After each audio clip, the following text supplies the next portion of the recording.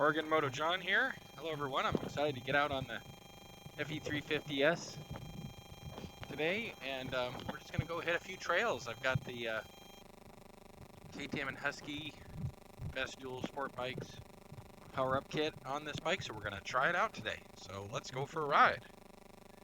50 is, everything's the opposite of the 890. Suddenly, fuel capacity is an issue. I have like a 2-gallon gas tank, maybe it's 2.1 or 2.2 or something. So I have limited fuel range, which on the 890 with 5+ gallons isn't even an issue. I have a light bike, doesn't handle as well on the highway, getting there on the pavement, but when I get to single track and things, it handles great, whereas the 890 is the opposite, handles awesome on pavement. Single track, it's a little more work. So the name of the game on this bike is lightweight. I'm just wearing a long jersey, thin gloves, chest protector, helmet, and riding pants and boots, and off we go. 350 here on the highway. So weird to be on this bike compared to the 890. It does fine on the highway, but you know, the gears are really short as compared to the longer gears of the 890. It's very lightweight. Feels like I'm driving a mountain bike with a motor. What else? Not a lot of wind protection, which this is a very hot day today. It's one of the reasons I'm heading to the mountains. Probably get a 10-degree drop by the time we get to the mountains. And it's about 95 today, which is rare for this part of coastal Oregon, but feels good. Not to have to wear a thick jacket for once, but so anyway, we're riding up, comparing and contrasting riding the 350 versus the 890. 890, like I said, right on the highway. This is fine, it's adequate, but you wouldn't want to drive this for hours. It's a very narrow seat. I have a seat concept seat on there, but it's still very narrow. I don't mind it for what I'm doing because I'm standing a lot, so it's not a problem. But very short gears, good for trails. And that power up kit feels good. Feels really, really good. So I'm liking that. Has more torque than before. A little more freer revving as you put the end cap on. Get rid of some of that restriction. And you take the reeds out of the airbox. So all in all, I'm liking it. And it runs. It seems to be running good. I did take it on a short ride the other day, and it didn't flame out. It didn't do anything that caused a problem. So that kit. Going back to that kit. Reeds removal. Has a fuel filter that's a little bigger, easier to service. Has a grunt exhaust manifold insert. Has the end cap that you put on. And and a little fuel controller that you piggyback into your fuel system. It just richens up the fuel a little bit since you've opened up the intake and exhaust. Especially when you do anything to the intake side, it's definitely it's a good idea to richen things up. So that's what it has. It feels more responsive on the throttle. It doesn't seem to be it's leaned out at a steady state RPM. Sometimes you kind of lean out, not stall, but run down a little bit. So I'm liking how it's running with that kit. And the end cap has a little more sound, but it's not obnoxious. And here might be the biggest difference is humming along at 57 miles per hour. The little 350 is singing. He's just humming along. And again, this bike likes to rev high, so it's not. I got lots more left, but you feel the vibration through the pegs. Not a lot through the bars, but through the pegs. That's partly because of the knobbies. Just kind of bringing this thing's neck down the road, but again, I'm not taking much pavement to get to where I'm going. I maybe got 20 minutes of this, if that. But I couldn't ride this for hours on the pavement. It just would kind of be it seemed like a waste of this bike. But you can sure do it. And this bike is so flickable in the corners. I mean, it just doesn't lot here. I like getting into the corner, going back out. It's just like I'm riding a dirt bike. I feel very at home.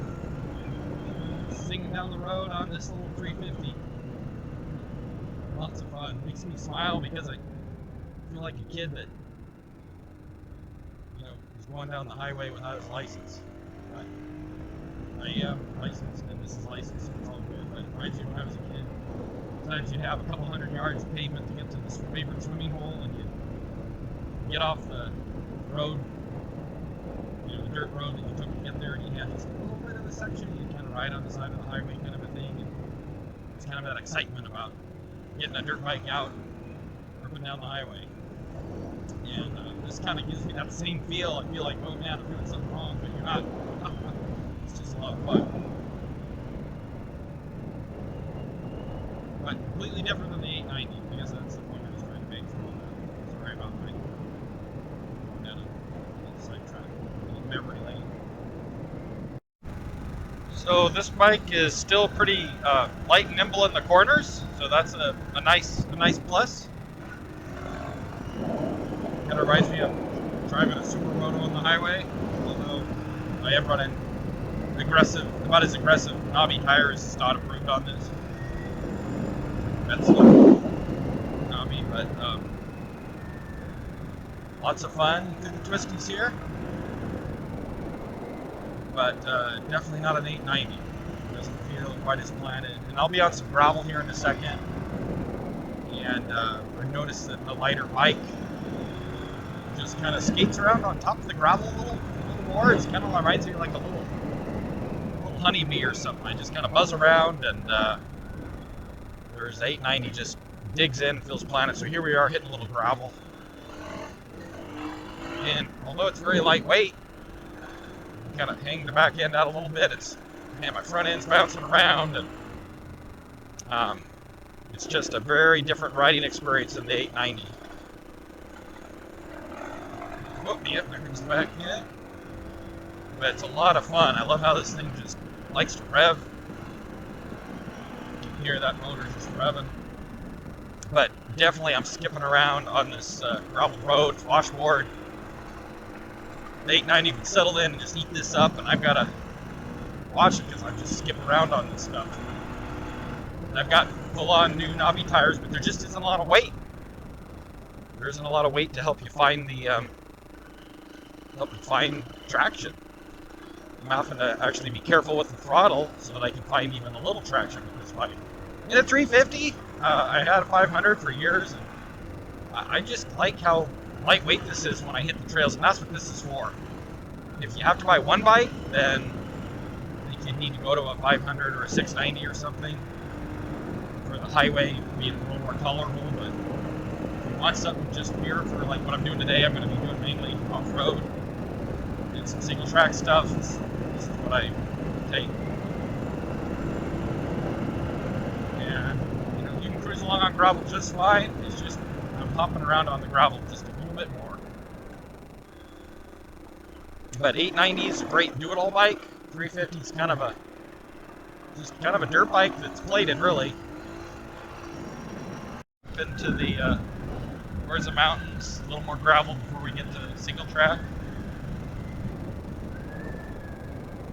And 350 is doing great. One thing about the 350 is I'm always amazed at how high this bike revs. I mean, I'm just kind of short shifting it. I mean, this thing revs like a two-stroke if you get on it. And it's got more than that, but I have limited fuel, so I don't want to do so much of that.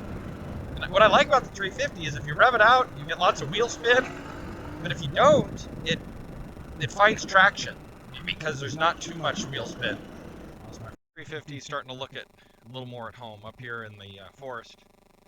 Getting ready to hit some single track trails, just a little more two-track gravel roads to hit. 890 wins on pavement. 890 wins on gravel roads for the most part. And but we'll see where the 350 shines here in a moment. That's motorcycle staging area. This looks like a trail here. This is what this bike is made for. Yeah.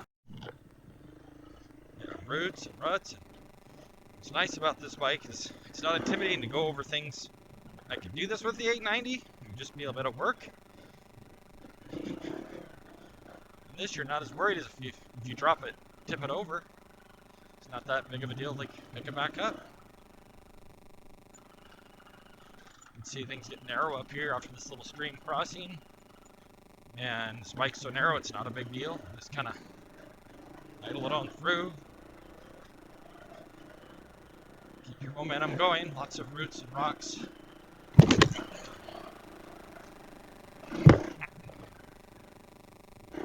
The 350 has no trouble doing this kind of stuff.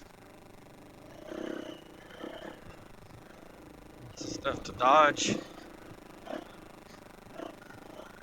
Rut, I think I'll stay out of the rut on that. Very, very close rutted roots, rocks.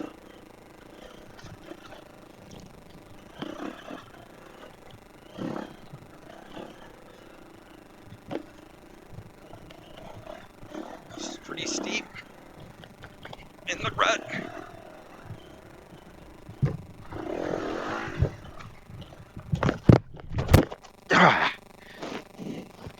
And that's why you wear a helmet. I just felt my helmet come back and hit on a rock.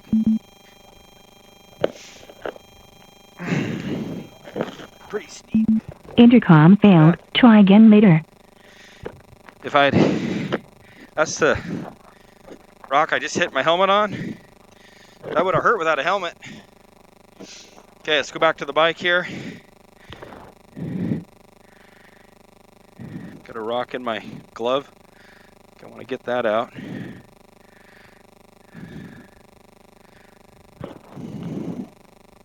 And look at these mirrors are great. Double take mirrors. They just bent out of the way, and we're fine. And being a 350, this is a bike I can lift up. Need to get in position first.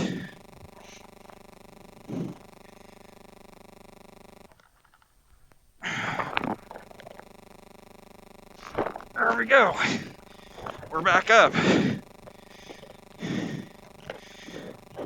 Bend the mirrors back. We're ready to ride. Oh, that was nasty. Might have been a better line to come up through here instead of over all those rocks. Okay, let's ride.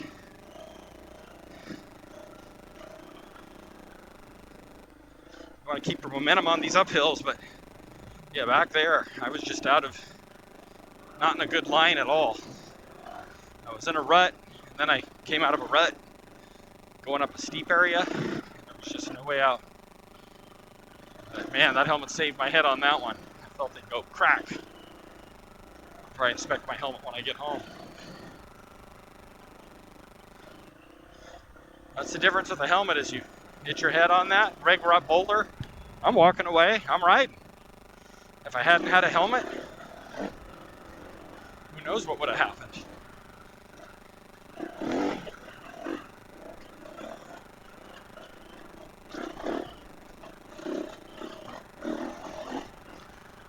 But this is where the 350 shines, if you have a good rider. I'm okay.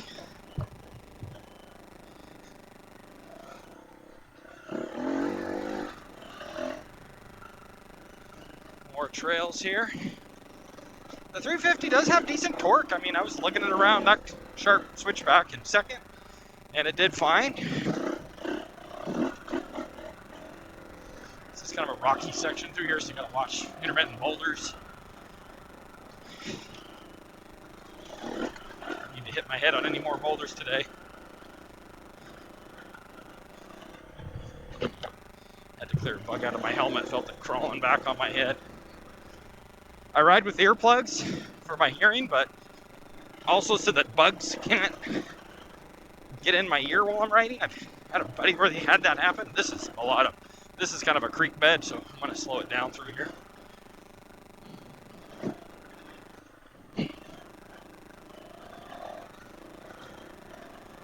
uphill, so we want to keep a little momentum rolling. Dodging a few tree branches. This is where 350 shines, because yes, I could do this on the 890, but I'll tell you, it would be some work. But you can do it. That bike will do anything. If you can stay on it and ride it and hang on and keep it rolling, it'll do it. It's a pretty nice trail. Got some ruts and things, but just drive down the middle and you're fine. I'm gonna try not to go in a rut unless it's beneficial. That uphill climb, it caused me some trouble. Generally, you want to stay out of ruts because once you're in a rut, you're committed to that line. But sometimes a rut, you drop into it for a moment, doesn't hurt. So here, I'm going to stay high and then drop down. And here's a rut. I'm going to stay out of it, go in it for a second, and then I'm going to go back out.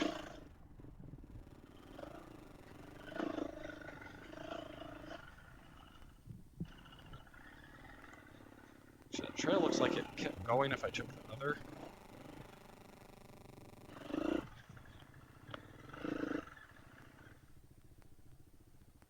So let's take this one.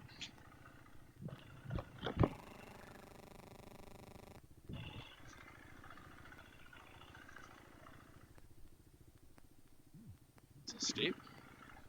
So I'm standing up. I'm going to let it roll through those ruts, off the brakes. Let it roll with ruts. I'm going in the rut here because it's just beneficial in this instance. I'm just going to get off the brakes, let it roll. Here we go. I'm going to stay out of the rut up here. And I have to drop into it for a second here. And then I'm going to see if I can get back out up here.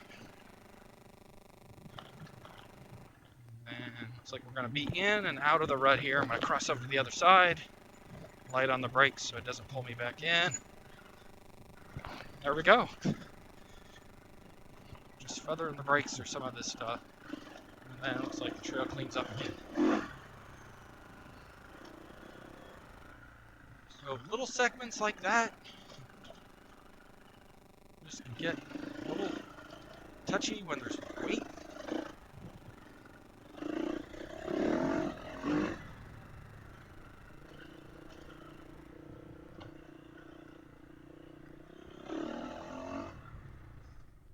And this trail really is getting pretty wide now.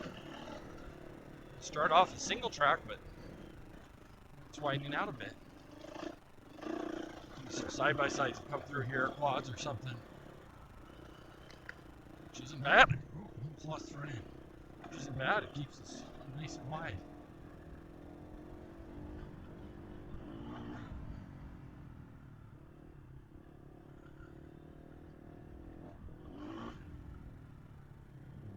Crossing there. Get some gas.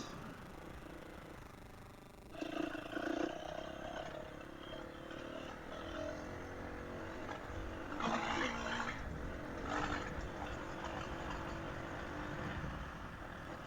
lot of gravel, just gravel and boulders here. I'm just gonna walk through this, looking for scanning for big boulders.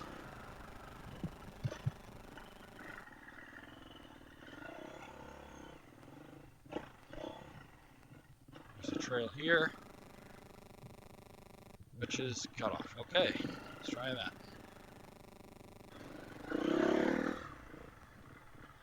Big water hole there. There's a path around it, so we'll take it.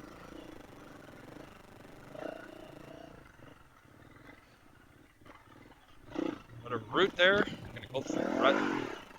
So sometimes you can use a rut to plant your tire. I could hop that over that root, or I can put myself front tire in that little rut there and use that to get me through it.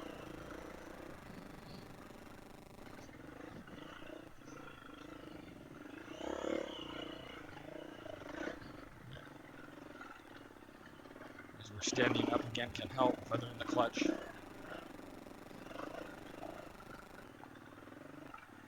is where a light bike is helpful in this kind of ugly, tight stuff. This is uphill. I know it's hard to tell, but keep it rolling.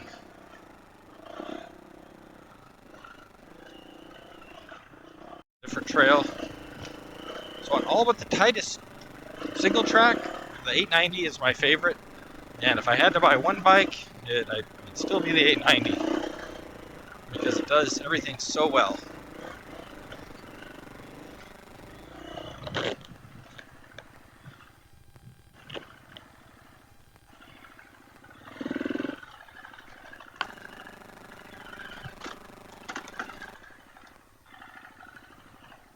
This is just a lot of switchback. I should get lean out of the way. A lot of times through this stuff, a little momentum helps. This is downhill, so it doesn't take a lot of throttle. Ooh, a little squirrel. Just ran him over. Stop sign shows there's a road up here somewhere. There we go. Back to the highway. So yeah, but on all but the tightest stuff, I still like the 890. Now, there's always the 690, which it could do everything I did today, and I've done it on the 690, and it does it. It gets the business done, but it's, once again, it's a compromise. You're a little better off on the highway than the 350. A little more work when you're on the single track, but not as good of an all-rounder on the highway in gravel as the 890. But it can do single track. But the 690, man, it does a lot of stuff well. And you don't have the frequent oil changes that you'd have on like a 350 or a 500 where you're changing oil every 10 to 15 hours or so. So just a little sampling of these two bikes. I think I'm going to start to head back. It's getting late. Run out of time. But different bikes, but both worthwhile. I mean, 350, 500, very similar. 890, 690 does pavement and trails well. A little more work than 350 or 500, and less frequent oil changes. And the 890, just lots of fuel capacity, lots of power, lots of comfort, lots of capability on pavement, gravel.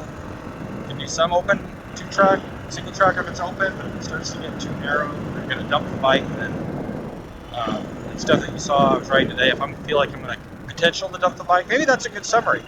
If I feel like I have potential to dump the bike, the nature of the riding that I'm going to be doing, then that'll be enough for me to take the 350. And I'd say 90% of the riding I do is the 890 because it's my favorite bike. It's good on the pavement, good on the highway, good on gravel. Does a lot of things well. Only if I'm going to be on single track, and I think I might lay the bike over, just like I did today. I haven't laid the bike over in a long time, so usually I'm not filming. So we do stuff like that, and not be worried about it because there's not a lot of weight.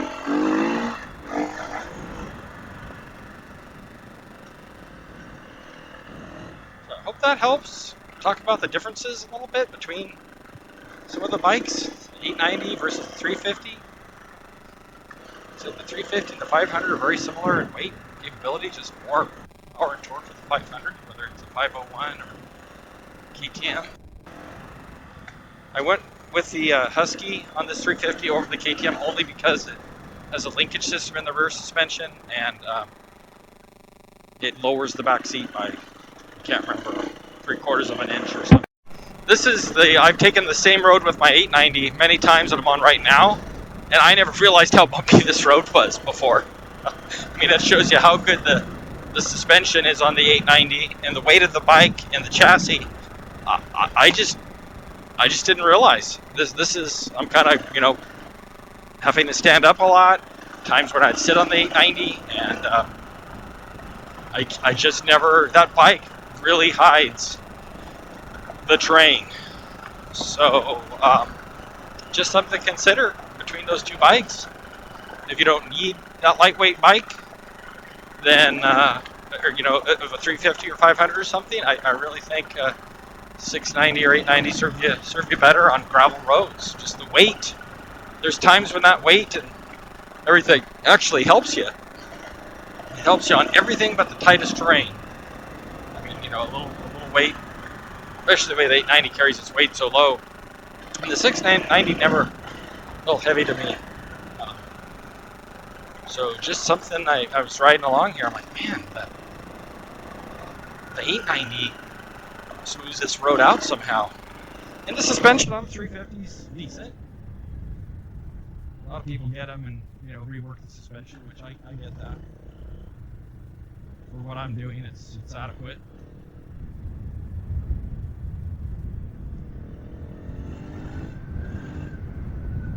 This bike, though, the one thing is you have to watch the speed you get away from it because it's so light, it will accelerate out of a corner and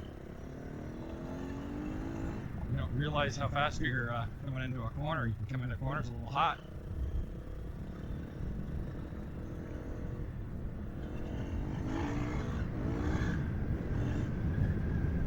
This bike really accelerates nicely. And once you get used to lighter bike on gravel, it's very controllable, but it's definitely not the 890. The 890 has a way of finding traction on gravel. I don't know how it does it. If it's the weight, the chassis design, I don't know. Like this bike, I found myself a few times coming into some corners a little hot, like right now, and having to try to get the speed off. I don't know if it's because I don't realize how fast I'm going, or if I'm just used to the 890's handling. But the 890 is way smoothing this stuff right out. And this isn't a bad ride. I mean, I'm not uncomfortable or not taking hard hits or anything like that, so I want to give you the wrong idea. I just had a last thought. One of the things that drove me to move away from a 350 and a 500 initially was I want to just have one bike to do it all.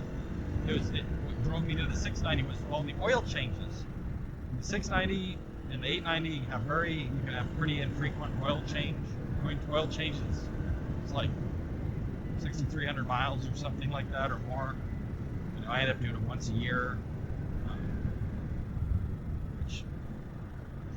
Below that, or if I happen to put a lot of mileage on it, then you can do it more frequently.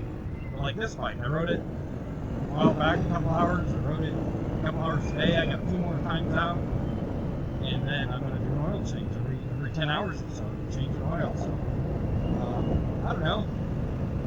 They just have rather do ride than change oil. So, but there's times where a bike that to find something that's really for single track, you're going to be more towards a dirt bike motor, which is going to put you into that kind of motor, limited oil capacity, high revving, frequent oil changes. So just something to think about. That's what, unless you're doing really tight single track, the 690, it'll do that. Or 890 are good bikes because you move away from those